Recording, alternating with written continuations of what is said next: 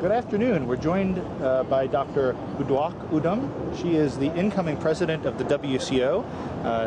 Thank you for joining us on the afternoon of the first annual meeting. And can you tell us a little bit about yourself and how you became involved in the WCO? I attended my first International Optometry Congress in New Orleans, 2002.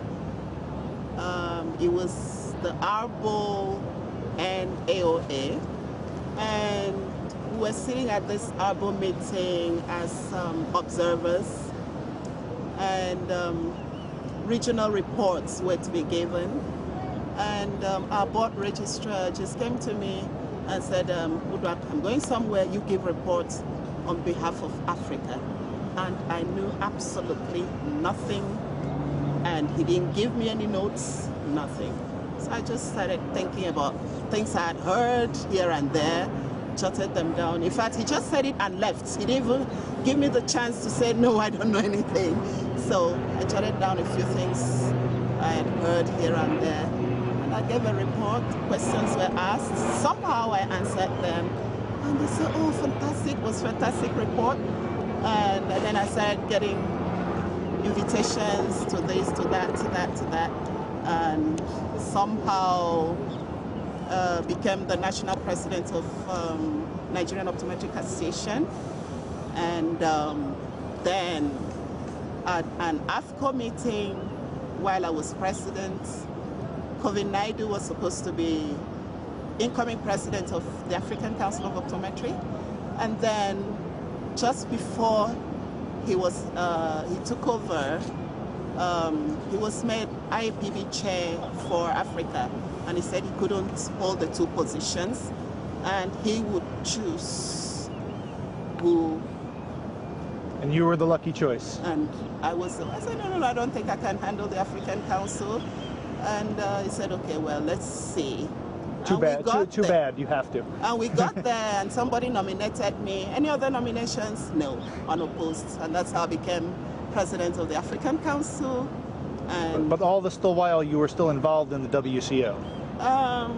Well, loosely. It was after I became president of the African Council, I had to become a board member representing Africa in WCO, and that's when I really started. So what have been your passions while working with the WCO? Actually, I have had more passion for public health, initiatives before I got involved. That's actually how COVID picked me up. I was a trainer. I was trained to be a trainer in community eye health for Vision 2020. Okay. So I was, part of the team going around training other eye care professionals, for prevention of blindness programs. Yeah, so I've had that passion, and somehow we got involved with Salus University. I got approval for scholarships for African optometrists who wanted to do an MPH, and again I was offered a scholarship to do an MPH. So I went ahead and did that. I actually thought, well, I don't need any other degree. My husband said, you're doing a lot of public health stuff. Now you have an opportunity for proper training, so go ahead. So we're fellow graduates from Salus University. Because I graduated optometry school there. Wow. So you did your MPH. When I went there, it wasn't called Salus, it was called PCO. PCO, yeah. That's so nice. What do you see as the challenges for the WCO in the coming years during your presidency? It's this issue of regulation of the profession and recognition in many countries. But that's one of the major reasons we're thinking about training master trainers in advocacy. We have to be more proactive in advocacy, so I think that's the way forward in getting these things done. So you see there would be Tell us a little bit more about that kind of program.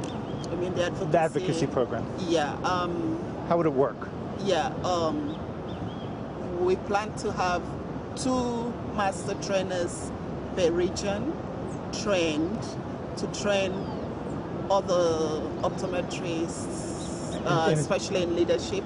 And it would be advocacy to go to the legislators. Yes, policymakers at different levels, you know, for scope of practice and recognition, regulation, legislation, depending on the issues they have in the different countries.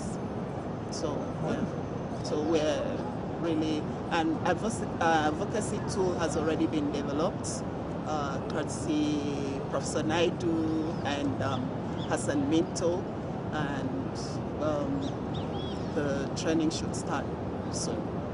Wonderful, wonderful. Yeah. Are there any other goals for the WCO that you could talk about in the coming years? Yeah, more training institutions, because well, WCO doesn't really implement these things, but the support and whatever support can be given, you know, and in partnership with organizations like the Brand Golden Vision Institute, you know, and Optometry giving sites, you know, these things are implemented. Because we noticed that one of the reasons optometry has recognition issues in some countries is the numbers. You have 5 optometrists in a country, and you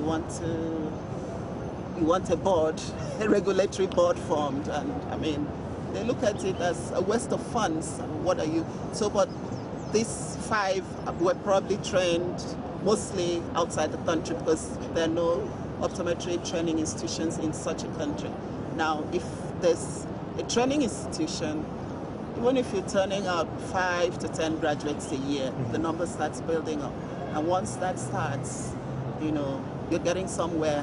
When the numbers increase, you have, you know, a better case for whatever you're pushing for.